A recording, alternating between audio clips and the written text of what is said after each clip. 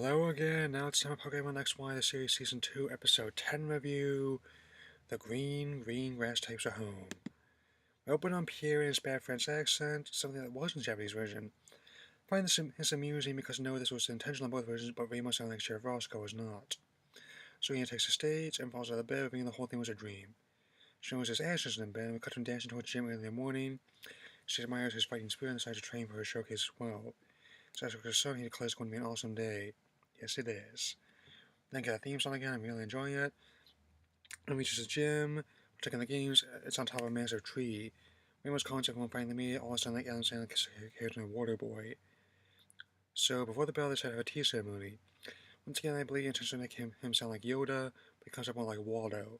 Just like he's not speaking Yiddish like Meowth does now. Only out his old man's voice is probably convinced his Grandpa Simpsons. If he mentions how he wants to get the gym battle done before her matlock starts, I'm out of here. After tea is finished, we must ask for help in the garden.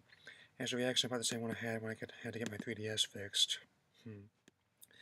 Even if the voice acting is not what I was hoping for, it still gives a very much secretistic character towards Ash across when he does the weeding.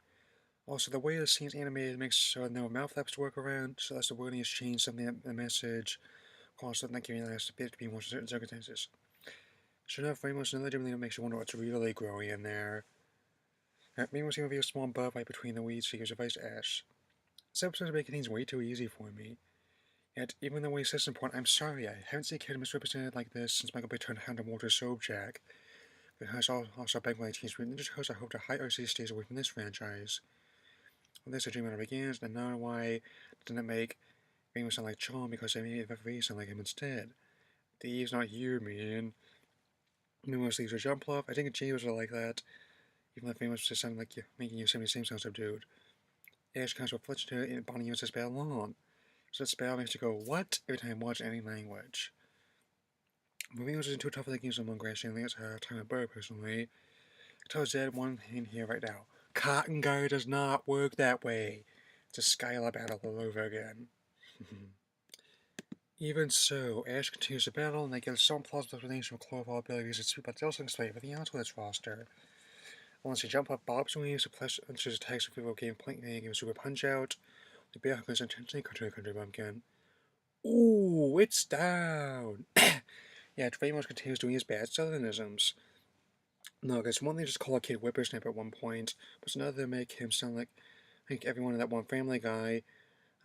Whether everyone wanted to witness protection at South, I mean, since that weeping bell, but it's apparently the first time it's opened again a Pokédex coordinated by Rob Ash understood what was about weeping also has Chlorophyll. What? So he dodges, uses poison powder, thinks new ways for other poison in the anime. Then he uses Rage Leaf, which will find uses Slam. What? Fletch goes down. And still, Ramos uses the exact same strategy when he follows up Halucha, much like Redneck's Sharp Free, but in console hall as a context. Takes Halucha down and combo with Ground and Slam. What the hell? So much like I did in Y, Ash takes a game with Frogadier, gives a foot by who's from the exit makes Jesse Post realistic. We'll get to that one. We then get yet another use of Frogadier's foam. He shields himself with poison powder, uses areas to take out Weeping Bell. Ramos takes Goga, and he has officially become, like many old folks, a troll. Makes Yuto comes because he's absolutely benign.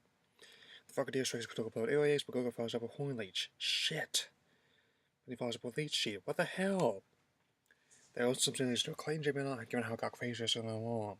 Still, Clay was meant to sound like Buck Strickland. It's not what I should be hearing from Ramos.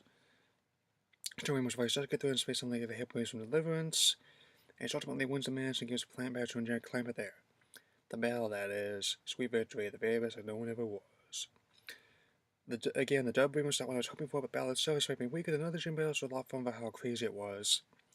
While it may not have been my favorite gym him in the games, I did like the way how it was presented here. Looks like a step in Fallujah from Star Wars. Joe experience at least worth watching.